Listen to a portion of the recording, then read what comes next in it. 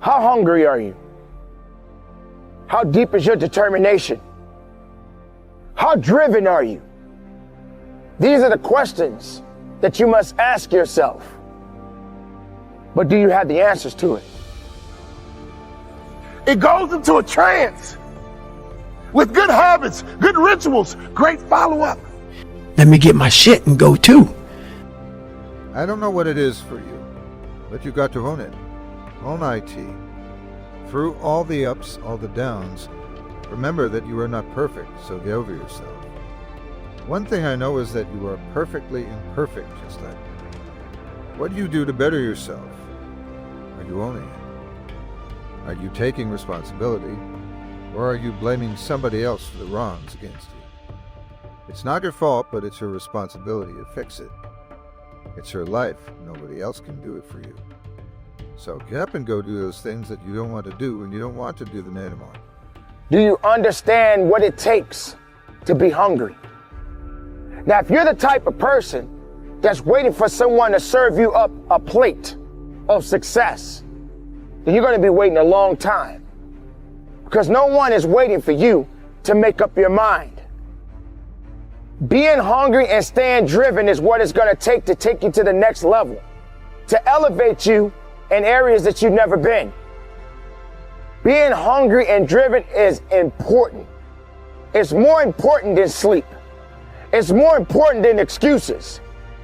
There are going to be a lot of people, they're going to question you. They're going to ask you why. But it's not up to them to make the decisions for you. And I kept saying to myself, why is that the way that it is?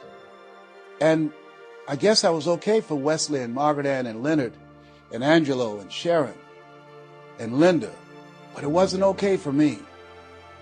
I was curious. I wanted to live like Mr. Sidursky lived. I wanted the big car that he had. I wanted that big home that he had. We lived in a 2-bedroom apartment.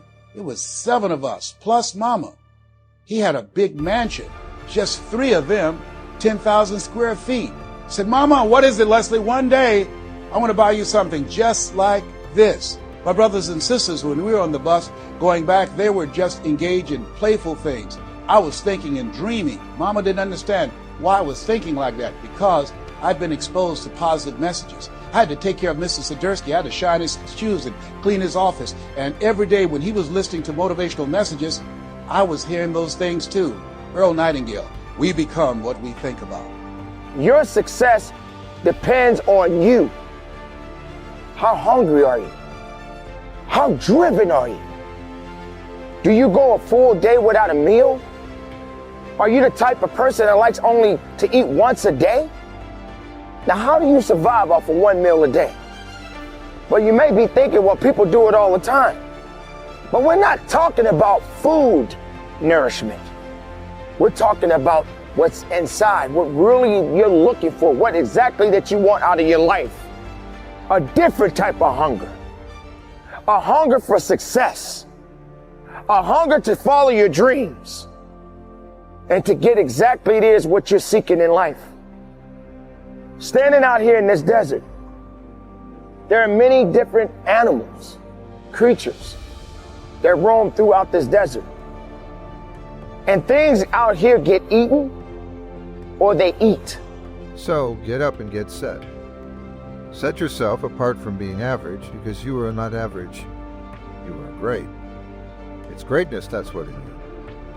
It's time for you to get the break that you deserve today and fight this good fight, because you're going to be a fighter every single day for the rest of your life. It's your life. It's your life, so guess what, guys? If you do the hard things in life, life gets easy. But if you do the easy things in life, life is going to be hard. The choice is yours. All of us are self-made, but only the successful will admit it. In order to be successful, you must be willing to do the things today others won't do, in order to have the things tomorrow others won't have. Your mind is a machine. You must program yourself for success. Wow. When I heard those words, I said, wait a minute. I can program my mind for success. I can program my mind for wealth. You can too. Trust me. I've earned over $55 million in the last 28 years. Anybody told me that I would be doing what I'm doing right now? I spoke recently in Sweden. They paid me 40,000 euro for an hour's speech. I had no idea that this Les Brown that you now see had the ability to do that. I used to work for the Miami Sanitation Department as a garbage collector. I used to be a janitor. I used to do door-to-door sales. I used to work for Sears. Good habits, good rituals, great follow-up. I look at those goals every single morning, and I went into a trance. If you want to be a pro, a real pro, you better get some habits and rituals, and you better do them all day, every day. Habits and rituals will make you a pro. We played the number one team in the country. They had the number one player in the country, and we beat them. And I outplayed the number one player in the country. I got to school the next day. The school was going crazy. Great game, Walt, man. You was on fire. You put us on your back. Thank you. Thank you. I'm fighting through the crowd trying to go to the counselor's office. That game was over. It happened yesterday. But I'm in school now, and I'm not a ball player right now. I'm a student, and I was trying to get to the counselor's office, and here's why. I had a 2.9.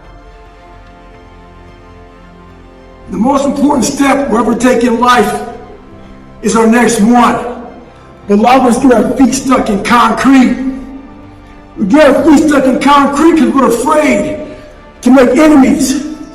We're afraid to speak what's on our mind. We're afraid of being in that group of people. And when you walk away, we're afraid what they might say behind your back.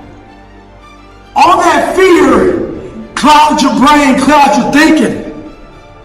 One thing in life, you're gonna always have haters. Embrace them. Trust me, your haters will say. Sometimes you got to take a break from just about everything, disappear, come back, and shock the world. I'm talking to that athlete. I'm talking to that administrator. I'm talking to that nurse, that doctor. I'm talking to that student. I'm talking to that communicator. I'm talking to that pioneer, the inventor. I'm talking to that entrepreneur. I'm talking to that preacher. I'm talking to that person who refuses to stay. And even though we beat the number one team in the country, I outplayed the number one player in the country, and all I cared about was getting to my coach's office. I got into the counselor's office, and she says, great game yesterday. Thank you. But can I ask you a question? I got a 2.9. What do I need to do to get a 3.0? She says, Walter, I was afraid you were going to ask me that. I mean, you're doing great now, but you were in such a hole. The 2.9 is the best that you can do. For the first time in my life, I was pissed off about school. For the first time in my life, I was pissed off about education. Where they are, I'm talking to that person that doesn't have a problem laying in obscurity, because you know that when you come out of the dark room, all eyes on you. We live in a culture of business, distraction and noise. And sometimes the only way something's good is if we disappear. Sometimes you got to delete the app. Sometimes you have to walk away. Learn one thing. Embrace the fact that people don't like you. It means you're doing something right. With success in life comes more haters. Don't make them hurt your feelings. Use them for fuel. Use them for energy. In times of need, and when you don't want to do shit, roll through your brain that person who said you couldn't do something. Weren't fast enough, good enough, smart enough. Use it for energy. Instead of killing them with kindness, we have to continue pushing past the odds. Use everything this world has to give you for fuel.